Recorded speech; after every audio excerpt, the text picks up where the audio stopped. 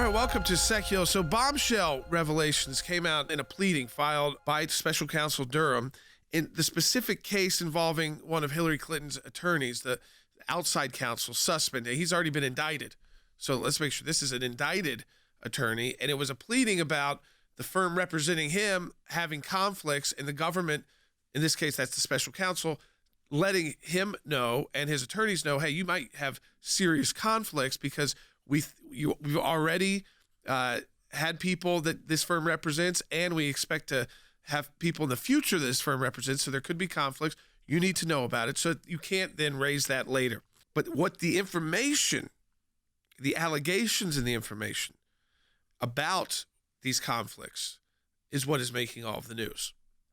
So put that aside. Okay, so you got the indicted, you already knew about that, Sussman. He's an indicted Clinton campaign attorney. Now, he worked for the law firm, the outside firm representing the campaign. His partner, former partner, is Mark Elias, who joined the campaign after. So we have this information. What we know, and this is the 10,000 feet, and then throughout the show, we're going to start breaking this down day by day, month by month, year by year. But there was technical data available, utilized by the campaign attorney, Sussman, on the data in the executive office of the president, dating back to 2014, Trump Tower, and the Trump apartment building on Central Park West. And what he did was he went to the FBI and another government agency. We don't know what other government agency that is yet. And he went to James Baker, the general counsel at the FBI. That's a big deal. And he said, we have these pings, Trump Tower and the Trump organization, and I guess the executive office of the president ultimately, there's too many pings with Russian-based websites. But they didn't include how many pings there were in general happening inside the White House, even under the Obama years, which in the millions. This was in 1,000. And so they went to the FBI and said, so you need to investigate this. This allegation, these are allegations from the government here about the surveillance going on as to the candidate Trump and then President Trump. I mean, it was in February that they went back. This is very serious. They were spying on the White House.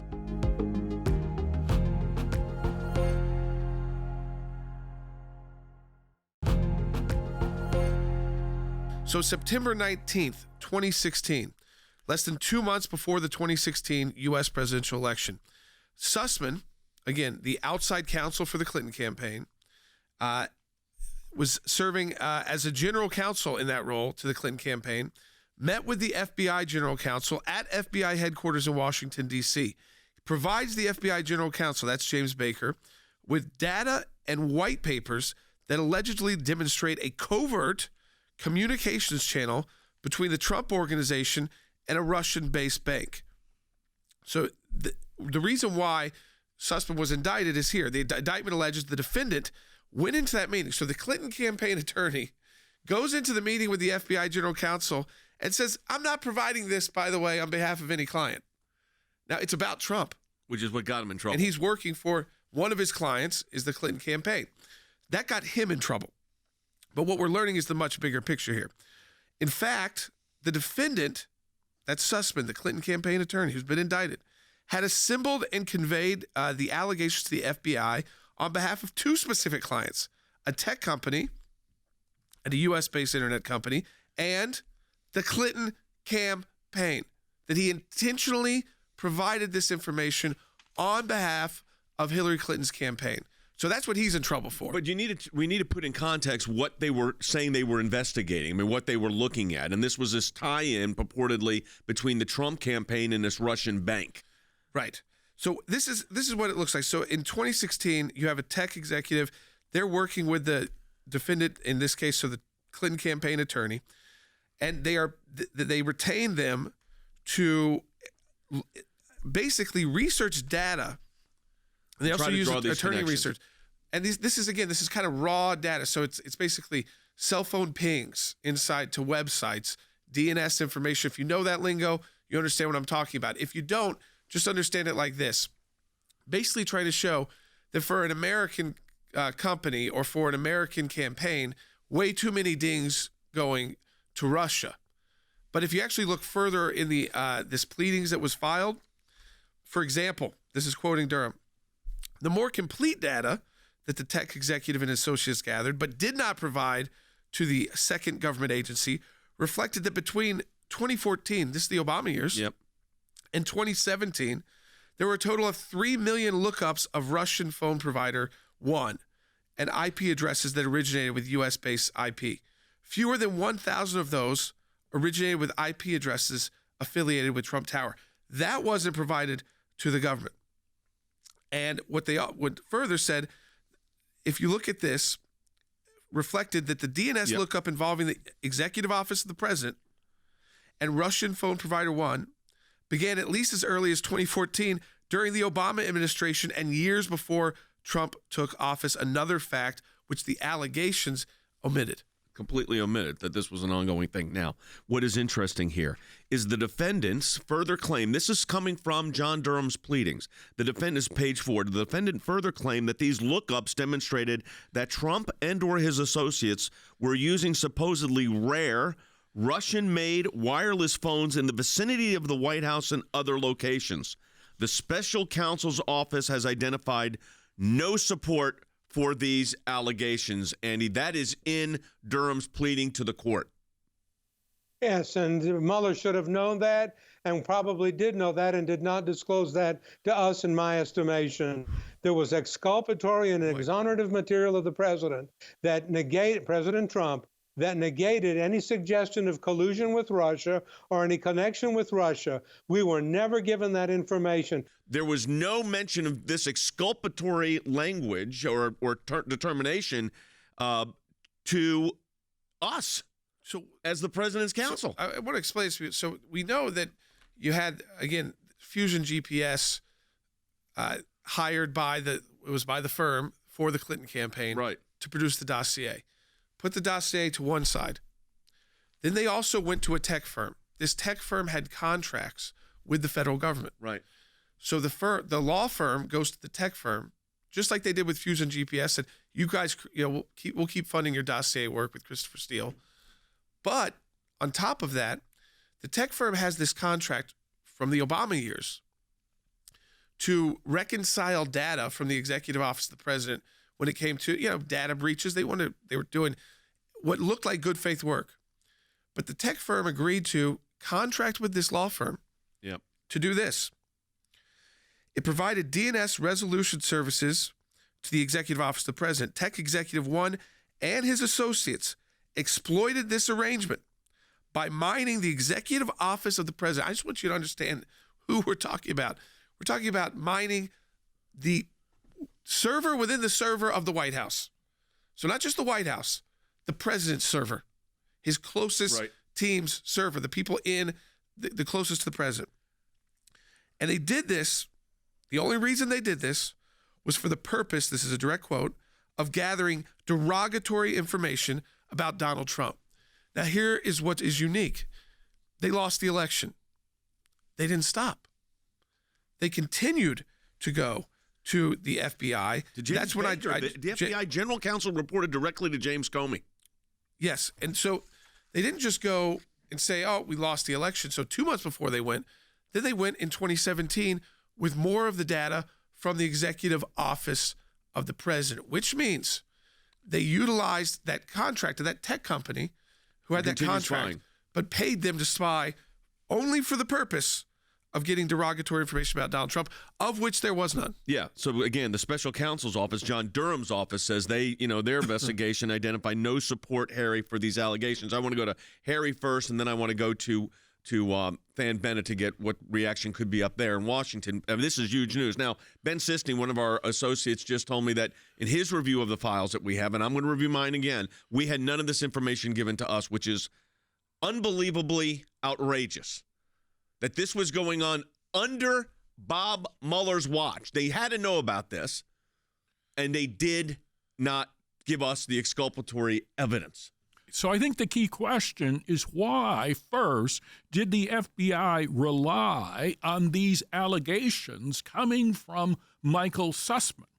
After all, he was a well-known attorney. So why, for instance, didn't Jim Baker simply Google Sussman's name and find out his intimate connection with the Clinton campaign. I can't figure that out. This is 2 months before a national election. Both parties have selected their candidates. And so the only thing that I could say on behalf of Jim Baker is that he was incompetent. Perhaps the better inference was that he was in on the collusion. Well, the thing that I don't get here, Than, is this has never come to light until this pleading is filed by John Durham. Jay, I really think the reason for that is because of what Harry just alluded to, just how widespread, how many agencies, how many political parties, how many political operatives are implicated here. Look, I would hearken back to what we've said on this broadcast many times, Jay. This was always going to be a long game on behalf of John Durham, and thank goodness it was. But here's one of my concerns from sort of the political perspective. You've been walking through it from a legal perspective, but Jay, there is significant congressional oversight needed here. And I'm just here to tell you that whether or not that congressional oversight takes place, it hinges almost completely on what happens during the midterms, because this involves Capitol Hill too. And are they going to look into it, into the depths that they should? Jay, it's going to depend on November. But how do you not look into this? And I'll be honest about it. Some of this is timing. You get years out from this. I know. It's, people are saying this is bigger than Watergate. Maybe it will be. But the difference was that Watergate was happening in real time. And it's much easier to digest because the time period you're talking about phone calls, tapping, breaking into an office in a physical way. This is breaking into an office. Spying. Yeah. This is the same as breaking in. It's the same as the Watergate team breaking into the DNC office at the Watergate. It's the same thing. It's just now you don't have to physically break in anymore. And we all know that. The most important thing we all have is data. And that data then can be utilized because here it was manipulated to look like out of everywhere else in the country, there was way too much Russian activity going on at Trump Tower. And then when Durham saw it all, they realized that was like not even at 1%. They didn't tell us during the probe that this was going on and that there was no evidence to support it, but that they were getting data on the sitting president of the United States? Well, again, there was no pretext legitimately for any of these investigations.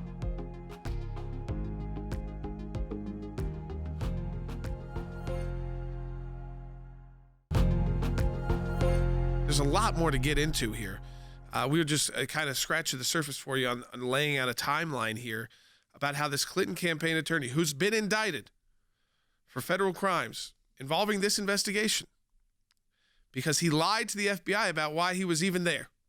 Why was he even providing this information to the FBI General Counsel and another government agency? I don't know if the other government agency could be DOJ, which just oversees FBI. Could be it could be another intel agency. I don't know, but he went to a couple. And both times when he's going, he's saying, I'm just here as a private citizen, which, let me just tell you, folks, he's a major attorney at a huge law firm. One of the biggest. That would have been red flag city. What's he doing showing up at a law enforcement agency as a private attorney at a huge law firm that has known ties to the Clinton campaign and saying, it's info about Donald Trump. I'm just sharing it with you in good faith. I'm not here representing anyone. Well, that's why he's legally in trouble already. So he's already in trouble for that. Here's why he's in trouble. In paragraph 7 of the pleading, on page 4, it says, in this meeting with agency 2, we don't know which agent, we know the FBI is involved, the defendant also made a substantially similar false statement as he had made to the FBI General Counsel. The FBI General Counsel reported to Jim Comey, by the way. And then it says, in particular, the defendant asserted that he was not representing a particular client in conveying these allegations. In truth and in fact, he was representing Tech Executive 1, a fact the defendant subsequently acknowledged under oath later in testimony before Congress. And, of course, he was billing the Clinton campaign.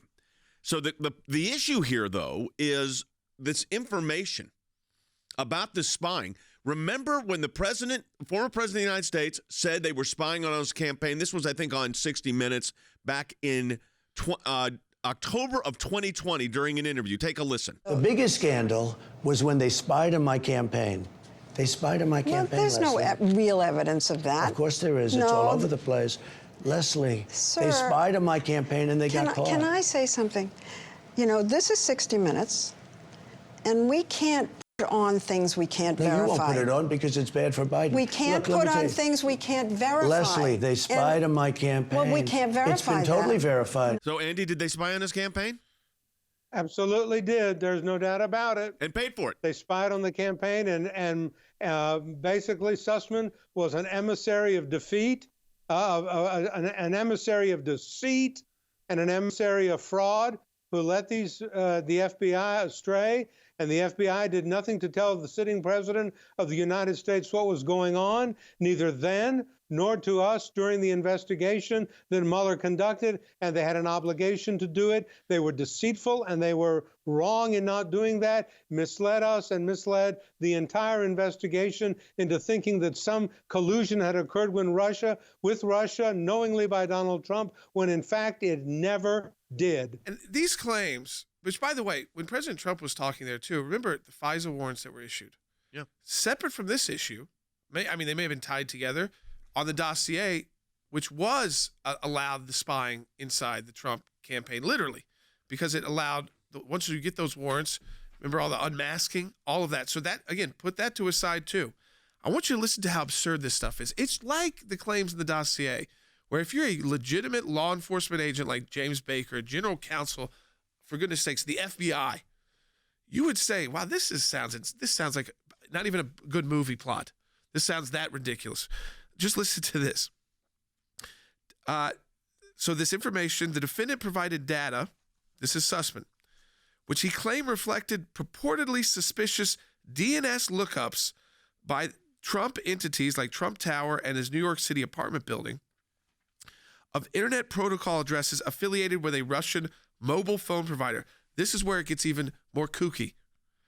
The defendant further claimed that these lookups demonstrated that Trump or his associates were using a rare Russian-made wireless phone in the vicinity of the White House and other locations.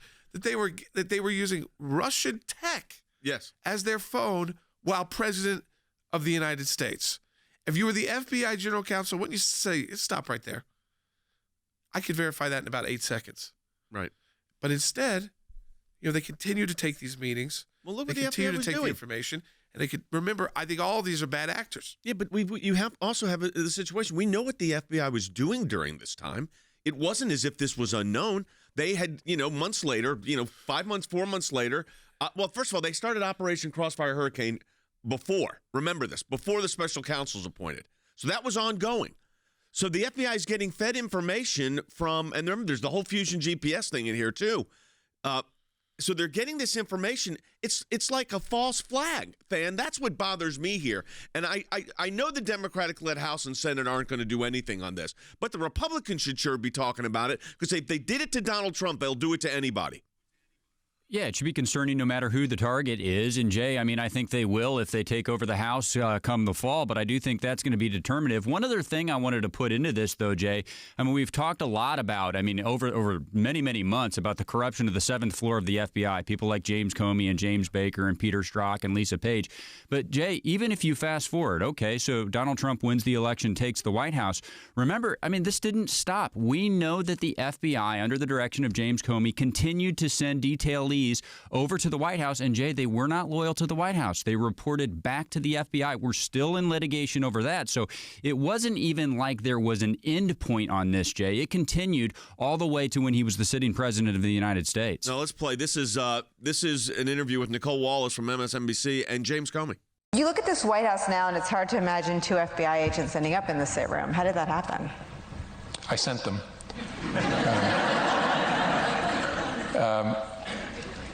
Something I probably wouldn't have done or maybe gotten away with in a more organized investigation, a more organized administration. In the George W. Bush administration, for example, or the Obama administration, there was process. And so if the FBI wanted to send agents into the White House itself to interview a senior official, you would work through the White House counsel, and there'd be discussions and approvals and who would be there. And I thought it's early enough. Let's just send a couple guys over. Let's just send a couple of guys over. They don't have their systems in place, and he knew exactly what was going on the entire time. The entire time. And James Baker, his general counsel, was getting this information from Sussman about Russian phones. Now, we've got a federal lawsuit that we're filed on behalf of the American Center for Law and Justice. That means all of you, and against the Federal Bureau of Investigation about them sending FBI agents over, violating all these protocols. But this is just the beginning of what we're finding out on the Sussman matter, and it doesn't get better with age here. That's the problem. Yeah, and just to kind of get outside, so someone in the FBI, there's a former assistant director of the FBI did an interview about this, just taking in the information, explaining the DNS info. I want you to just listen, because it explains the DNS info, but says, these private company that had the access to it, then gets hired again to exploit their access to the data.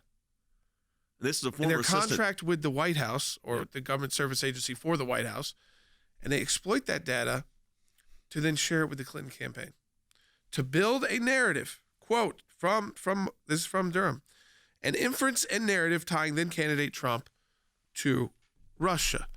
Listen to Chris Swecker, former assistant director of the FBI, Bite 9. Even the most secure tech systems still have some third-party involvement, and in this case, it was. Well, I'm not going to say the name of the company, but it was a tech company that was sort of the keeper of the DNS, the domain names. So they analyzed, they got a data dump or several on that information, and again used the government contractors to analyze it. So there's a lot of things wrong here. I see a lot of potential charges, mail fraud, wire fraud, depending on how the information was communicated. I mean, this is going somewhere. There you go. I mean, these are former assistant director of the FBI. You can see the complication in his own explanation. Yep. It's complicated. When you're trying to get this out into a soundbite, it's tough. That's why we spent the whole show today continuing to go through and sometimes repeating, because you can't really get it out in one soundbite. But what he's trying to say there is these private companies have government contracts. They're government contractors. This government contractor decided to get paid to utilize their access in a different contract to build negative inferences and derogatory info on Donald Trump by the Clinton campaign. And then the data was shared to the FBI under the pretext of just doing this as a good citizen, not on behalf of anybody. We had a great question came in from Armando on YouTube in a super chat. Said, how much did our Adam Schiff know? Which is interesting here, Than, because you think Adam Schiff was the one who said, I have all this evidence. I've seen it of collusion. That's what he was talking about. Is this what he was talking about? Because we know the other didn't happen. Well, I mean, Jay, when he did get access to information, when he did have a so-called whistleblower come to him, he just chose to make up his own narrative anyway. So I don't know. Maybe this is part of it. But, to distill what Jordan said into maybe one soundbite that people could understand, I mean, this is using the apparatus of government to partner with one political party to destroy a political opponent. And then, Jordan, I would say this, not just a political opponent, eventually the sitting president of the United States. That's what our ongoing litigation is about. Yeah, and I think that's important to point out. This starts a couple months before the campaign is over. But Operation Crossfire Hurricane was already ongoing. Yes, and then this continued. I mean, the Clinton campaign lawyer goes back. So I just want to remind you that he goes back after President Trump is sworn in and says, we've got more DNS data. That's when they took the info and they took out the relevant part of the info, which would have shown these pings that came out of Trump Tower were a speck of how many of these pings were documented over a period of 3 or 4 years, including how many were coming out of the Obama White House. It just didn't matter. That's all it came to. Is when they actually did the research here, their research showed nothing. So they had to then falsify the research, and they had to take out. That's where the dossier comes up. This again. Remember, on the other part of this, you had the same law firm paying Fusion GPS to assemble the dossier. So the defendant further claimed that these lookups, talking about the phone thing, demonstrated that Trump and or his associates were supposedly using this rare Russian-made wireless phones in the vicinity of the White House and other locations. The special counsel's office, now this is not Bob Mueller, this is John Durham's office, has identified no support for these allegations. So even the allegations contained in this information given to the FBI was false. Yes. I mean, think about that for a minute, Andy. It was the information they gave was false. False information, and that was not disclosed to us who represented the president in an investigation determined by Bob Mueller to take him down for collusion with Russia. Why did Bob Mueller not read the law? Did Jim Quarles, his deputy, and all the others not read the law? Did they not understand that you're supposed to give exculpatory and exonerative information to the defendant in a case in which you are investigating him or prosecuting him? And I echo what Than said, which I think is very good. The misuse of the apparatus of government to achieve the ends of one political party, in this case, the Democrats against Donald Trump. Heinous, awful, corrupt, and rotten. Yeah, and I just think, again, this is not a one-day story. It's not a one-day report. It's interesting, Dan, how it came out, because Sussman wanted to use a law firm that his law firm had used in the past when the lawyers had issues, and that law firm is representing, which we don't even know, but many other people in this. Maybe. Yeah. And he says that not only that, but there's going to be even more people that this law firm is included with. So it's about maybe getting a different law firm, or at least the government telling him, hey, you got some serious conflicts here. This is exactly why the American Center for Law and Justice has filed a lawsuit against the Federal Bureau of Investigation. Your support of the ACLJ allows us to uncover all of this. Go to aclj.org, support the work of the American Center for Law and Justice. Makes a huge difference.